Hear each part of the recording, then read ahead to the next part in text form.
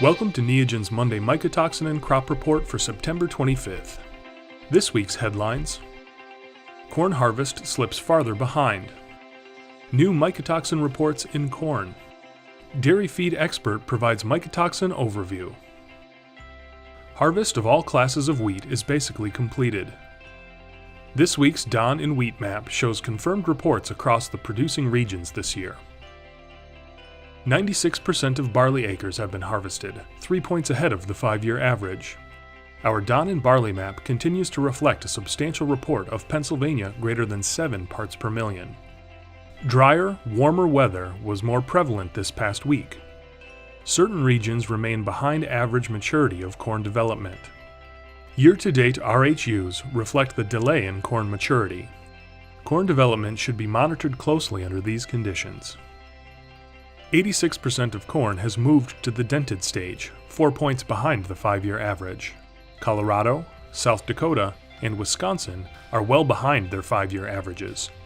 34% of corn is now in the mature stage, 13 points behind the 5-year average and 3 points farther behind last week. The percent of corn in poor to very poor condition remained at 13%, still almost double 2016. Corn in good to excellent condition remained the same this week and continues to lag 2016 levels. 11 of the country's 18 top corn-producing states report corn in double-digit poor to very poor condition. South Dakota, Indiana, Michigan, Kansas, North Dakota, Nebraska, Iowa, Illinois, Colorado, Wisconsin, and Missouri. This year's harvest is off to a slow start, with only 7% of acres in the silos, 4 points behind the 5-year average. This is 3 points farther behind than last week. 2 new reports this week of mycotoxins in corn. From Kansas, aflatoxin at greater than 30 parts per billion, and from North Carolina, fumonisin at greater than 8 parts per million. Prior reports of mycotoxins have come from Texas, Oklahoma, and Missouri. Additional late-season rains may promote more fumonisin development after this dry summer. Corn that is behind normal maturity could be more vulnerable to early frost or more excessive rains. The volatile weather patterns put crops under stress and magnify potential mycotoxin growth. 3 potential risks are aflatoxin in drought areas shown, fumonisin growth from excessive rains late in the year, dawn in immature corn due to early frost. Grain stored in flooded areas from past tropical events carries significant health risk due to mold and damage, and must be segregated.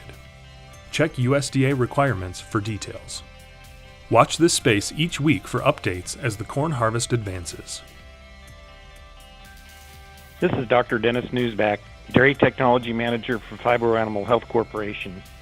Mycotoxins are secondary metabolites produced when molds become stressed as they colonize a feedstuff. There are a minimum of 300 mycotoxins that have been shown to cause toxicity in production livestock.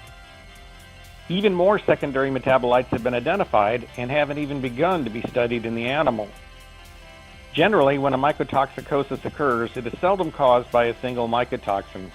Street et al. In 2013 showed that whenever deoxynivalenol, abbreviated DON, and also referred to as vomitoxin, was isolated in a feed, anywhere from 7 to 69 other toxins were present. We've learned to recognize clinical signs of mycotoxicosis in animals, but several have been identified as carcinogens. For example, aflatoxin B1 in feeds and aflatoxin M1 in cow's milk have shown to cause cancer in research animals. Hence, allowable intake of aflatoxins in dairy cow total mixed rations is 20 parts per billion as set by the FDA. Neogen's Reveal Q+ Max for aflatoxin offers an aqueous solution which saves you money while giving accurate and fast quantitative results. GIPSA approved for AccuScan Gold and Pro readers. Thanks for watching and for sharing the YouTube link with colleagues. Have a great week!